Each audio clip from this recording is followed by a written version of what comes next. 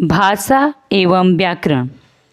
जैसा कि नाम से ही विदित है, ज्ञात है कि भाषा और व्याकरण। भाषा है क्या?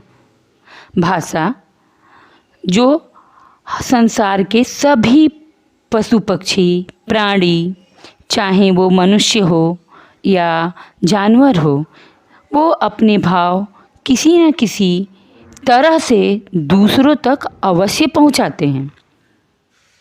इसी को हम परिभाषा के रूप में इस तरह कह सकते हैं कि भाषा वह साधन है जिसके द्वारा हम अपने विचारों एवं भावों को दूसरे के सामने प्रकट करते हैं और दूसरों के विचारों एवं भावों को भली प्रकार समझते हैं, उसे भाषा कहते हैं। जैसे भाषा के मुख्य रूप से दो भाग होते हैं, एक मौखिक भाषा, दूसरा लिखित भाषा। मौखिक भाषा वह भाषा होती है जिसमें हम अपने विचारों एवं भावों को बोलकर दूसरों तक पहुंचाते हैं और दूसरे उसे सुनकर समझते हैं, वह मौखिक भाषा कहलाती है। जैसे नेताजी भाषण दे रहे हैं, अध्यापिका कक्षा में बच्चों को पढ़ा रही है, ये दोनों रूप मौखिक भाषा के उदाहरण हैं। इसी तरह लिखित भाषा। लिखित भाषा वह भाषा होती है जिसमें हम अपने विचारों और भावों को दूसरों तक लिखकर पहुंचाते हैं और दूसरे उसे पढ़कर समझते हैं।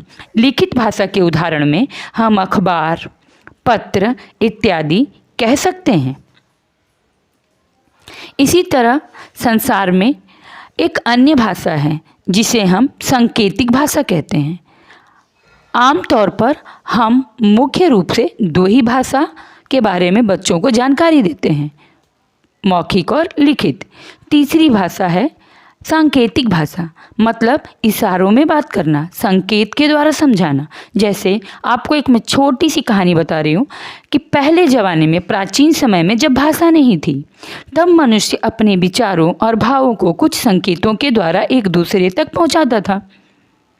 प्रारंभिक अवस्था में मनुष्य जंगल में तेज हवा के चलने से जो आवाज़ होती थी, पशु पक्षियों की आवाज़, नदियों के झरनों की ध्वनि को सुनता था और दूसरी तरफ धीरे धीरे अपनी अपनी आवश्यकताओं के अनुसार संवेदनाओं को व्यक्त करने के लिए लोगों ने, पहले के जो मनुष्य थे, आदि मानव थे, पत्थरों, चट्टानों, पेड़ों, तनों, जमीन के ऊपर कुछ चिन्हों एवं संकेतों को बनाने लगे। इसे हम सांकेतिक भाषा कह सकते हैं। आज के समय में आपने देखा होगा, जहाँ पर बहुत ज़्यादा भीड़ भाड़ होती है, एक सफ़ेद पोशाक में व्हिसिल सीटी बजाते हुए इशारों में गाड़ियों को रोकता और संकेत देता है, जिसे हम ट्रैफिक पुलिस कहते हैं। वो हमें बार बार मौखिक भाषा या लिखित भाषा का उपयोग नहीं करता। उस समय वो हमें संकेत के द्वारा अपने हाथ से इशारा करते हुए समझाता है कि किस तरफ के लोग को जाना है और रुकना है। उसी के साथ साथ सिंबल के लिए, संकेत के लिए कुछ लाइट्स भी दी होती हैं। मेट्रो सिटीज़ में बड़े बड़े जो रोड होते हैं, वहाँ पर संकेत के द्वारा, जहाँ पे पुलिस नहीं खड़ी होती है, लोग वाहन यातायात के नियमों का पालन करते हैं। ये हमारा हुआ भाषा। अब व्याकरण क्या है, इसको हम आइए छोटे रूप में समझ लेते हैं। व्याकरण, तो आइए हम जान लेते हैं कि ये व्याकरण क्या है। व्याकरण वह ज्ञान है जिससे हम दुनिया की किसी भी भाषा को शुद्ध रूप में पढ़ना, लिखना और बोलना सीखते हैं। व्याकरण भाषा को नियमों में बांधता है, जिससे भाषा शुद्ध और सुंदर बनती है। व्याकरण के ज्ञान के बिना किसी भी भाषा को शुद्ध रूप में जानना असंभव है।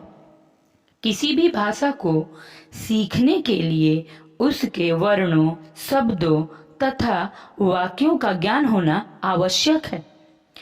इसी प्रकार व्याकरण को हम परिभाषित कर सकते हैं। व्याकरण की परिभाषा इस प्रकार है। व्याकरण वह शास्त्र है जिससे हम भाषा को शुद्ध रूप से बोलने, पढ़ने व लिखने के नियमों के बारे में जानकारी प्राप्त करते हैं, उसे हम व्याकरण कहते हैं। अभी तक हमने भाषा और व्याकरण के बारे में जाना। आइए अब जानते हैं लिपि क्या है। लिपि किसी भी भाषा को लिखने के लिए कुछ विशेष प्रकार के चिन्हों का प्रयोग किया जाता है। इन्हीं चिन्हों को हम लिपि कहते हैं। ये चिन्ह भाषा के अनुसार अलग अलग प्रकार के हो सकते हैं। जैसे हिंदी के लिए हम अ, आ, ई और रोमन लिपि में अंग्रेजी के लिए ABCD इस तरह के चिन्हों का प्रयोग करते हैं।